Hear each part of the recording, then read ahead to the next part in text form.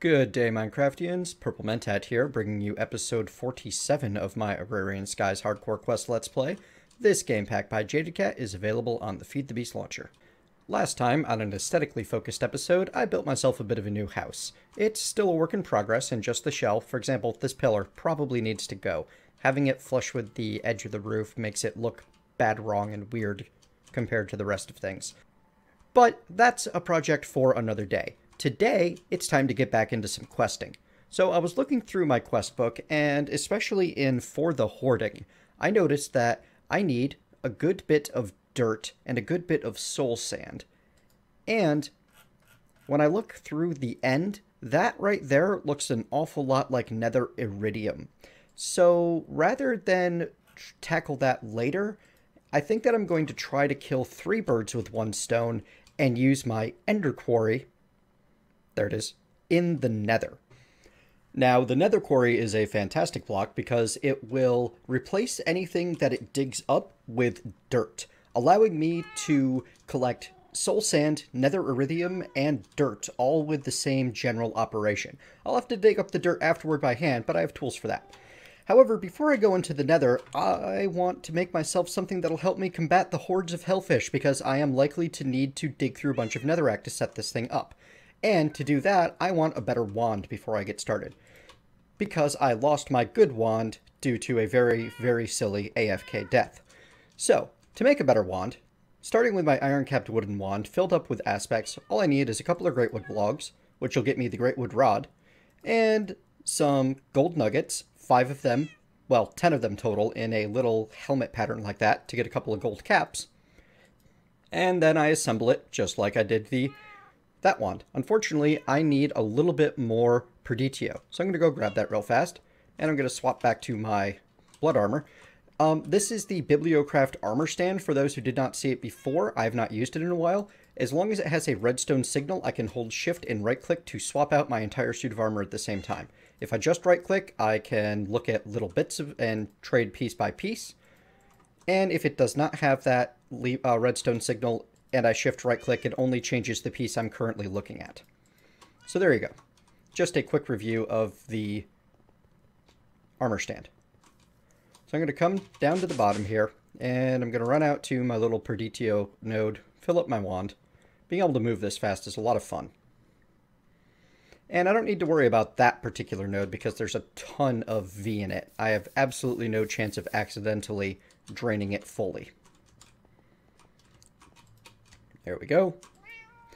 Put my wand back in, grab my gold-banded greatwood wand, and void this iron-capped wooden wand and never touch it again.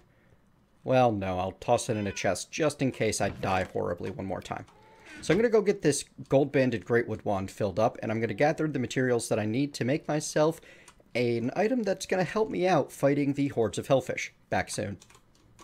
Well, that didn't take very long. So the item that I am planning on making is the Sword of the Zephyr from Thaumcraft.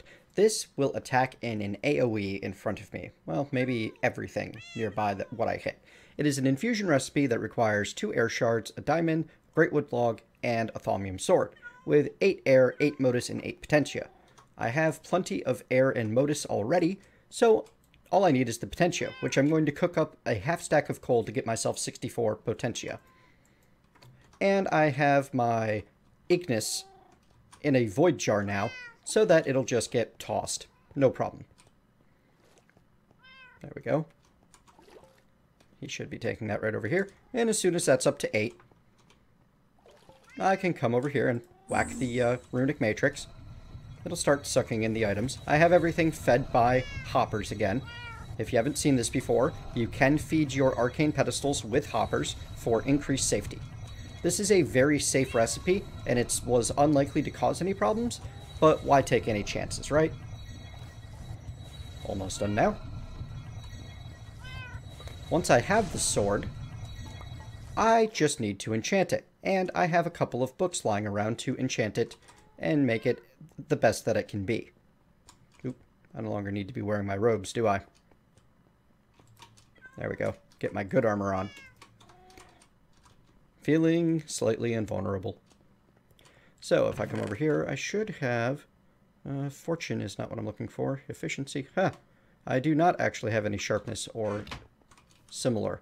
I could set up a complicated system that would allow me to duplicate some enchants and such, but I'm planning on that. You know what? Sure. Let's show you how I can transfer these enchants from the Bound Blade to the Sword of the Zephyr without actually losing anything, making use of the systems I already have in place. Be back as soon as I get all of those blocks together. So, to copy enchantments, I'm going to be using Bibliocraft. I'm going to need 2 blocks to do this. One of them is the typesetting table, which is made with iron, slabs, planks, and redstone. Wood slabs, to be specific. I also need the printing press chase, and I'm going to need a few of these. So I'm just going to make myself, 5. And I'll put 1 back into the system so that I can easily make a typesetting table. And I am also going to need the printing press, which is made with blaze rod, iron, weighted pressure plate heavy, created from 2 iron ingots, some wood slabs, and some blocks of iron, all of which I have pre-prepared. Now, to be able to see everything, I'm going to need to take my pick of Bibliocraft glasses. There are the standard reading glasses, the tinted glasses, and also the monocle. Because I am just that kind of cool, I'm going to make the tinted glasses. So I make reading glasses out of some ink, some iron, and some glass panes, and then I just dye them with a little... dye them with a little bit of gray dye. And let's come over here to show you how this whole thing's going to function. I'm going to place these blocks right here for now because it's right next to my tank of liquid experience, and this whole process requires a significant amount of experience. So, if I put the glasses on, it doesn't help much at the moment, but it will allow me to see things once I get back to that point. Before I am able to copy the enchantments, I need enchanted books, which I can acquire from the auto disenchanter. So I'm going to let my bound blade run through the auto disenchanter to strip all 3 enchantments off of it and onto these books. And once that's done working, I'll be back to show you the mechanics of copying the books. One thing of note, when you strip an enchantment from an item, you cause some damage to it, sometimes a significant amount. The reason I am not afraid of doing it with my bound blade is every time I put it on my hotbar, it is healed to full, because blood magic items don't work with damage, they work off of my essence network using LP. So, to use the typesetting table, I need to insert a chase up there. I have 4 at the moment. I'm not sure if that works out very well, but let's find out. I want to make a copy of, say, sharpness 4. It's telling me to select a book. Well, I'm going to put in sharpness 4, and because I have my tinted glasses on, it's telling me, hey, that was Unbreaking 3.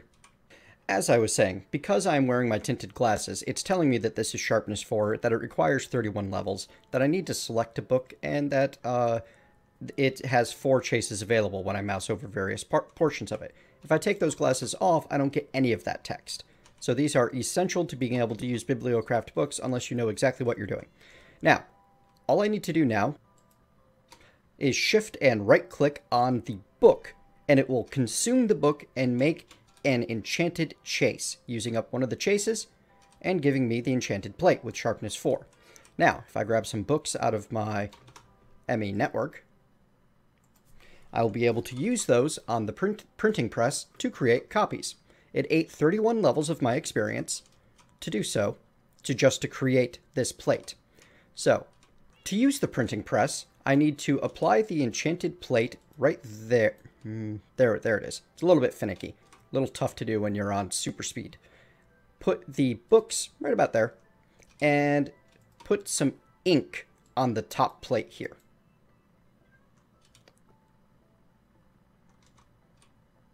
And it can hold up to a stack of ink at a time.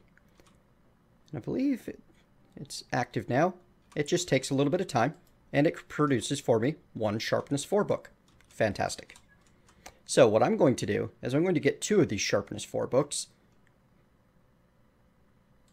and then I'm going to take them over to my anvil, which I had set up here. Ah, there it is, the auto anvil. All I need to do is put in both sharpness 4 books, and it will start working, and that will turn into a sharpness 5 book for me. While that processes, I'm going to get my unbreaking and looting books copied. Every enchanted plate is good for 3 copies of the book. So you're turning 1 book into 3. As long as you hang on to the 3rd and final copy, you can make another enchanted plate if you have the experience. So to make this looting book, this looting plate will require 40 levels, which you might just be able to see there. When using OpenBlock's Liquid XP, if you point at a tank full of Liquid XP and right-click, you will take out exactly enough experience to gain 1 level. Remember, levels work on a non-linear curve. Every level requires more experience to attain the next level than the one before it, as long as you are above level 15. So let's shift right-click this. I have the 40 levels. What's going on? Ah, you have to shift right-click the book specifically. So that gave me my looting 3 plate. And now to make the unbreaking 3 plate, it will also require 40 levels, which you can just barely see. So, because I'm going to need even more experience, I'm going to turn on my blaze spawner and let that get me some more into the tank for me. Because I can guarantee... I don't know why I have a printing press plate. I should not. Odd. Shift right click the book. Enchanted plate. Unbreaking 3, looting 3. Alright. Gonna get these processing.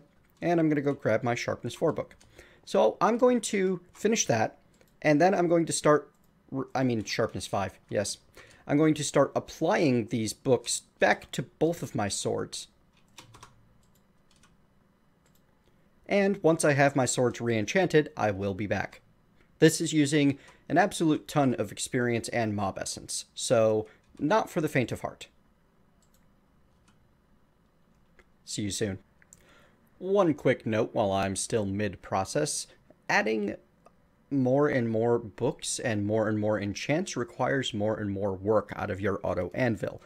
This 3rd enchant is requiring 1600 work to add looting 3 on top of my unbreaking 3 and sharpness 5. Once that's complete, which will only take another second, I can show you that the 1st enchant on my bound sword only requires 900 work. So almost twice as much to add the 3rd one as adding the 1st one. The 2nd also costs more than the 1st. So, almost done. You'll note that I had to make myself a new warp book. I lost my other warp book when I AFK'd myself to death. I really need to make sure that that never happens again. Recovering from it is just too much of a pain. While I'm waiting for this to process, I did complete the Endstone quest in For the Hoarding, not the End. So, I can either get another Ender Dragon, which does not seem like a good plan, or a reward bag. I'll take the random rewards. Full Heart gets me up to 78 lives remaining. And I received 5 Ender Lily seeds and some more Ender fish to go with the collection. Maybe sometime I'll get into fish breeding with mariculture. Also, I believe that I finished the Go With The Flow quest for Fueling the Void, which I have, which is 2 more hearts. You'll remember I set up the systems for those last episode that I did generic questing. In this reward bag, 4 Ruin of Augmented Capacity. Kind of neat, not super useful. In the epic reward bag, a book with Fortune 3. That's actually pretty nice. I can add it to my collection of enchanted books. Still working on that 1200. So 900, then 300 more for 1200, then 400 more for 1600. Yep, not cheap to create really good custom enchanted gear, but really freaking cool. Alright, back soon. Alrighty folks, my weaponry is all enchanted up. However, before I go anywhere, I want to set up a system to help me start completing one more quest. So there is a quest for fluid protein for what looks like 1,600 buckets of meat. If you remember, liquid meat was at, well, maybe it's not liquid meat. No, it's just called meat. Liquid meat was added by Mine Factory Reloaded and is created by a slaughterhouse killing livestock. However, if you notice, there's a bit of a clue in this, because it says that Dusk does not care where the meat is from as long as it's drinkable, which is disgusting. So, what I'm going to do is I'm going to go downstairs, now that I'm done using a whole bunch of mob essence. And, oh, I didn't leave any access outside. That's okay. How am I doing on flight time? I'll have to refill my potion before I go into the Nether, just to be safe. I am going to replace my grinders down here with slaughterhouse. Let me make sure that's pointing the right way before I put the tesseract back on it. And there we go. And this is going to be sending items and fluids and receiving energy still because of the magic of, well, the Omni Wrench. So, if I get all of these replaced, and then I'll cut back in, go upstairs, and show you what this does for me. Back soon. I'm back up in my ME room, and if I take a look, I have pink slime and meat flowing in at a decent rate. I almost have 2 buckets of meat already, and almost half of a little better than half a bucket of pink slime. So, I'm going to head upstairs. Oh, one other thing. You'll remember that I set up fertilizers on my tomatoes and my lettuce last time. Well, that was so that I could start getting enough items to complete the quests that require lots of tomatoes and lots of lettuce. If I take a look at tomatoes, I now have 24,000. And if I take a look at lettuce, I'm at 46,000 out of about the 51 that I need. I ran clean out of appetite, which I might have a little bit more by now. Yeah, I have a little bit more these days. But I ran clean out of appetite trying to do this, so I ended up having to use industrial fertilizer instead. And industrial fertilizer may have actually cleaned me out of those supplies. Let's see. Nope, not quite. So industrial fertilizer is crafted with bone meal, string, wheat, and sticks. And one craft creates 16 industrial fertilizer. But with the sheer number of sticks, string, bones, and wheat that I had no problem creating it this way. If you don't have that level of resources, you can also use a composter and use the sewage coming out of any sewers that you have. I've got one set up right over here. I'm just not gathering the sewage from it because it was completely unnecessary. So, heading upstairs, I'm going to grab a tomato for one. And then I'm going to go back downstairs because I forgot to get my bucket. Yeah, I'm all kinds of organized today, right guys? Bucket.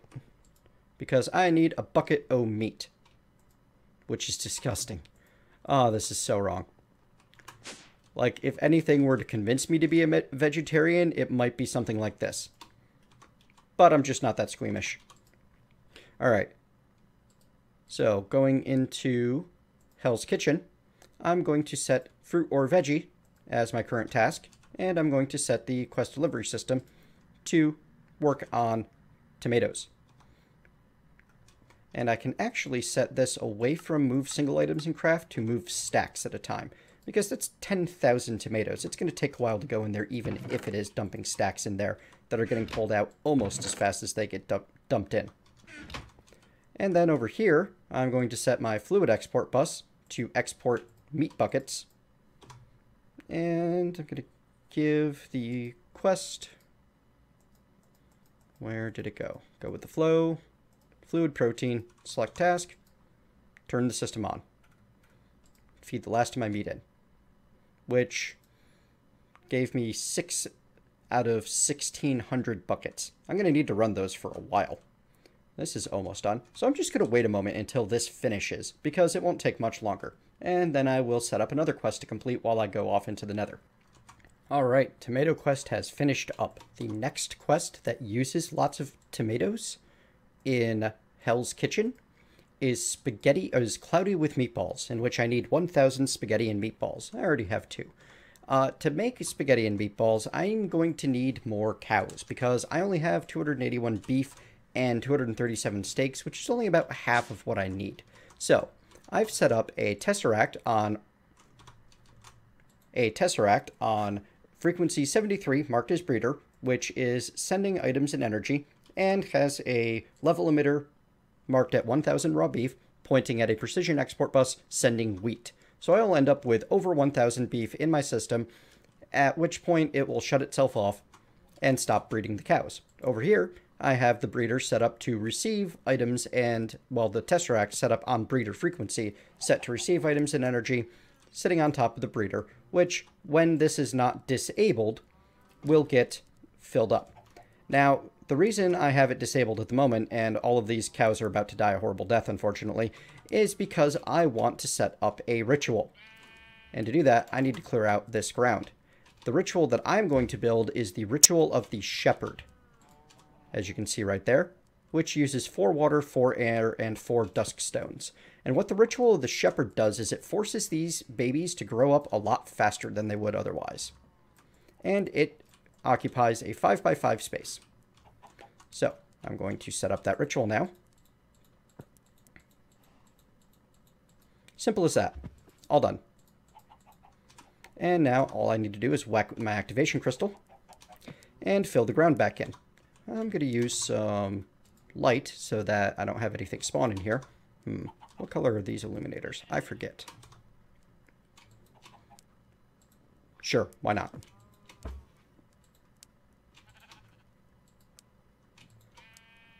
That looks pretty neat in a, Technicolor Dreamcoat kind of way. And I'm going to fill the floor back in, and then I'm going to turn the breeder back on. And this will force animals to grow to full maturity in, I believe, 3 real-world minutes instead of close to 20 or so. And there we have it. Breeder is getting wheat. So now I can basically ignore this for the time being. I have already taught my system how to craft steak, how to craft... Or no, I have not taught it how to craft steak. That is something that needs to be remedied. So I'm going to teach my system how to craft steak. I've already taught it how to craft all of the other ingredients in spaghetti and meatballs. So all I'll need to do is head upstairs and tell my guy to output spaghetti and meatballs. There we go. There. Now you know how to craft a steak. A delicious, delicious steak. Made of horribly magically mutated, industrialized farmed cows. Does that make them count as genetically modified organisms? Am I going to get in trouble with the FDA here? Probably. I'm just going to toss extra stuff into my bag for the moment.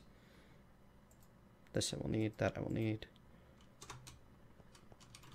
So, if I request myself some spaghetti with the meatballs, it'll craft it up for me. Take a moment. Let me make sure the crafting is actually working at the moment. Missing water. Oh, I don't have the water drum set up. Hang on. That's an easy fix. I just need a fluid storage bus.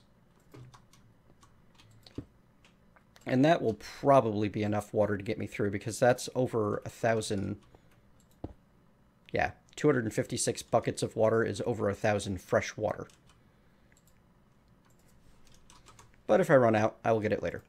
So there we go. It can craft 1 spaghetti and meatballs, no problem. All I need to do now is set this to export spaghetti and meatballs. And tell the quest to work on cloudy with meatballs,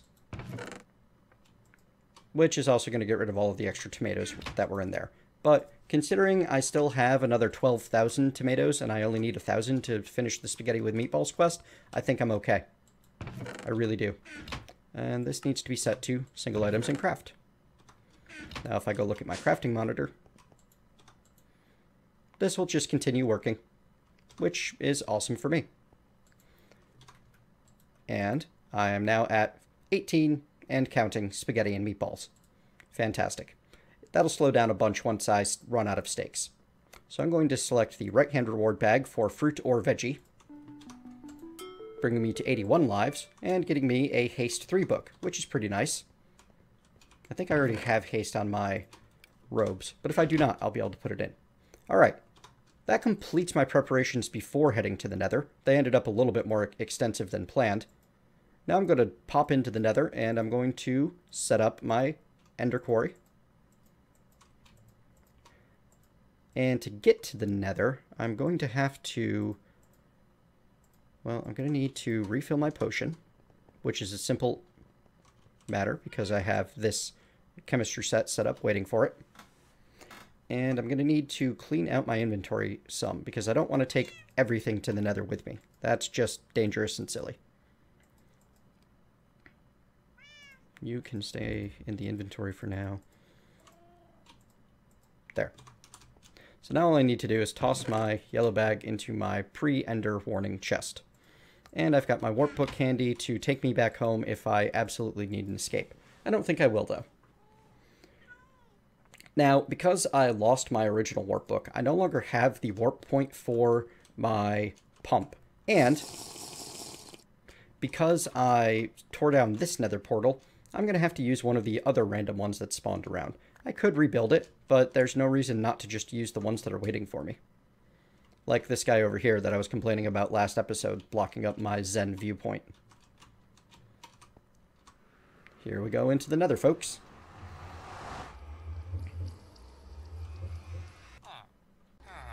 Well, this is weird. Apparently a whole bunch of villagers got randomly wandered through the Nether portal back before I tore it down. So now there's just a little collection of villagers hanging out in the Nether here. That is adorable. Alright, so I'm going to get my Nether Quarry set up, but I don't want to set it up down here at 60. I actually want to go up as far as I can. So I'm going to go up as far as I can out here, where I don't have to dig through anything. And I'm going to look through any other holes in the ceiling I could find. Before I go any further... Actually, no, not quite yet. I'm going to use the one warp page that I did bring with me to make a warp back to the quarry itself. And I'm not finding any other ways up.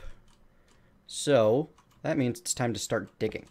And remember, digging through netherrack in this particular pack is very, very dangerous. Anytime one of those hellfish could spawn. But I'm only needed to go up to the bedrock here. And now I'm going to get my Ender Quarry placed, and I'm going to start digging around it. Which, again, I'm digging netherrack. That's not the safest thing in the world. In fact, it might be the least safe thing in this pack. But it's also kind of necessary. And I'm going to limit the damage I do by just clearing out 2 blocks. So, from here, I have 4 stacks of fences. I am going to go 31 blocks this away and 32 blocks that away. And let's see, I'm at 362 and I'm going positive, so I'm going to go up to 393. And if I run into anything interesting, I'll cut back in and show you guys. But I think I should be pretty okay, unless I get very unlucky. There we are. That actually didn't take nearly as long as I thought it would. Oh, you know what? That's silly. And I don't have my axe on me. All right, let me clear out these fences.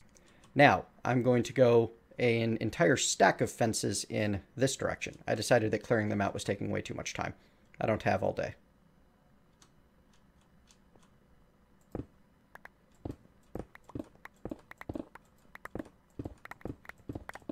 It's one of those situations that actually using my tape measure might be useful.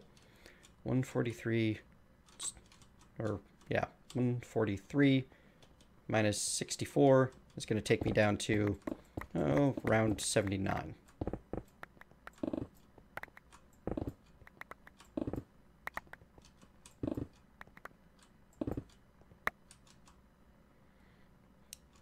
Let's see if I got that proper.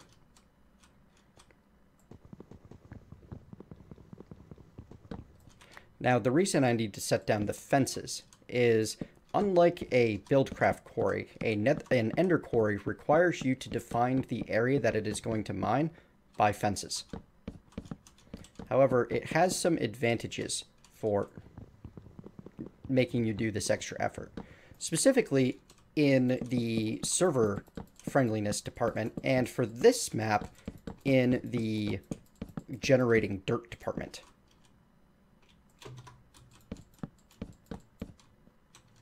One, two, three, four, five. Perfect. So I got an exact stack there.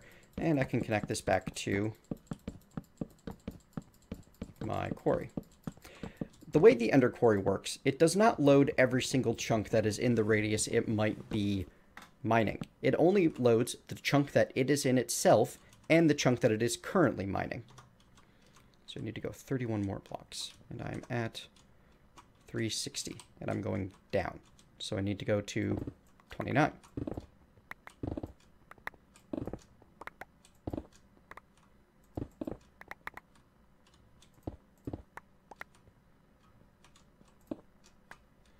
I'm probably getting more lucky than I deserve to be here. I'm feeling a little bad about that because I actually just, went through all of the effort of making careful preparation so I'd have a nice weapon for when everything went to hell. That's a joke, you see, because I'm in the Nether. There, 79. And now if I just cut across this way, I should find the other fence.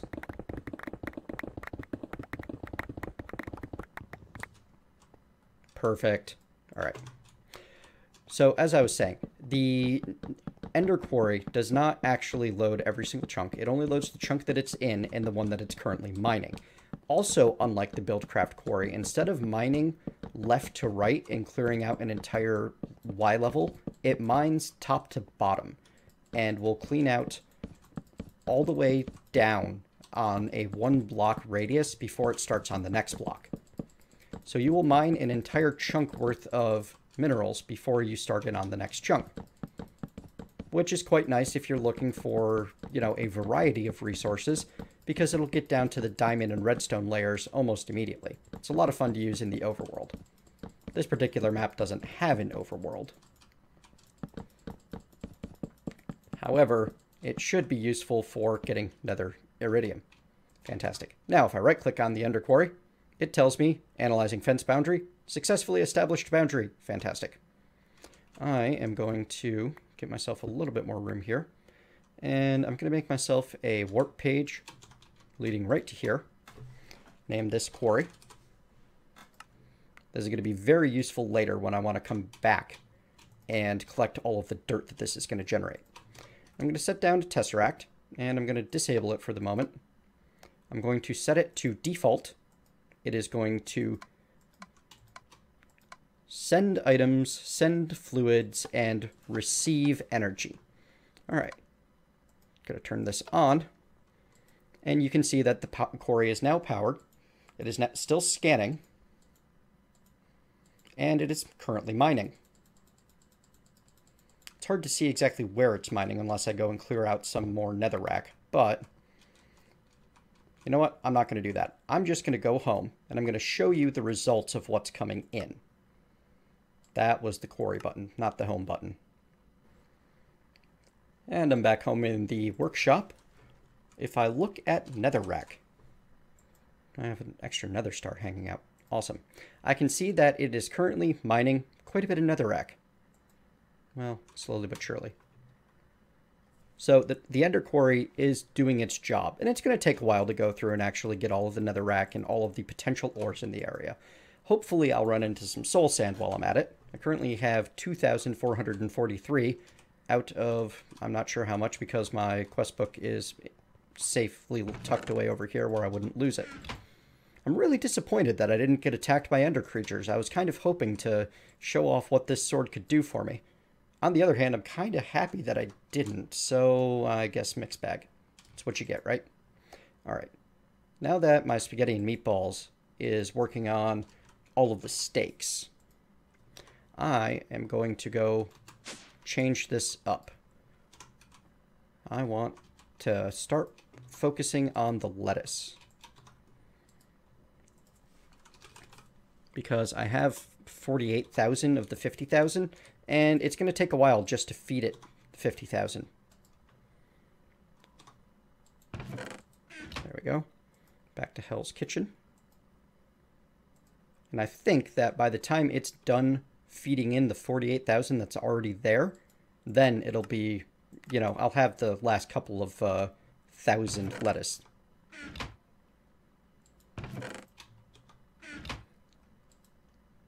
So yeah, that'll take its time. It'll tick up slowly. Alright, got a number of quests processing for me now. If I come back over here, take another look at Netherrack. Yes, good, good, good. And the occasional Nether ore is popping in as well.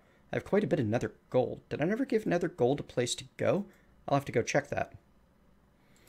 And then, what else did I have? Soul Sand. 2443 still. That'll take a while. Alright, so Nether gold. The Nether sulfur's getting taken care of quite well. Oh, this place is a bit of a mess because I decided I valued compaction more than I did, you know, being able to function, I guess. I don't even know what I'm saying. I valued having a small footprint more than I did being able to easily access all of my items and machines. Lead. Iron. Nether gold is currently stuffed up. Oh, you know what? When I rebuilt things after updating, I didn't change that. That's the problem.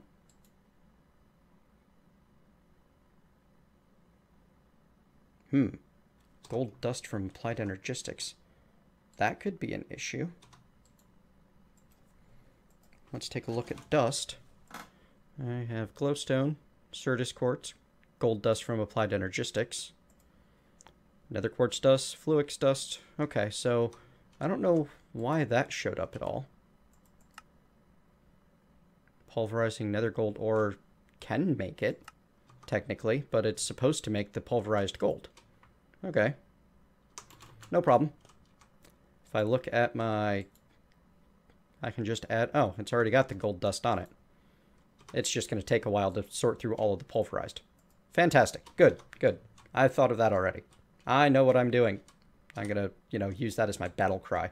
I know what I'm doing! And then I die. So, that's going to be all the time that we have for today. As a brief recap, we finished up Fruit or Veggie, got things working on Cloudy with Meatballs, started Leafy Greens processing, which, wow, that is moving quick. Fantastic. Let's see how much lettuce I have left. It's going fast. Got another Go with the Flow going, but that's going to take quite a while. Fluid protein is not a fast quest. In fact, I might end up needing to go back down there and setting the grinders back up and letting the meat come in that way. Instead of letting the meat come in this way, I mean. And I set up the Ender Quarry to generate dirt and a whole bunch of good stuff. Hopefully, I will get some iridium ore out of it, but so far I have not. We'll check back next time and find out. Tomorrow, I'm going to be getting back to bees. I have big plans for Gendustry, and I've been running these guys. I actually have gotten enough pristine common queens that I've stopped using the ignobles entirely because I've had some warnings from some viewers that using ignoble bees in the Mutatron will end up getting you some genetic wastes. You'll end up wasting time and destroying your bees. And I don't want to waste time, and I don't want to destroy my bees. The whole point of using Gendustry over traditional forestry mechanics is to make things go as fast as possible, because I am impatient with bees. I've done too much of them over time, and it's now time to skip through them quick-like. Lots of honeycombs coming out of these hives. Plenty of honey and beeswax, which will be very, very useful. So, there we go. Lots of good stuff. All right. Thank you very much for joining me. I hope you have enjoyed this episode and the series so far. If you have, please like, comment, tell me what you like. If you haven't, please give it a thumbs down. Tell me what you're not liking. I will see you next time.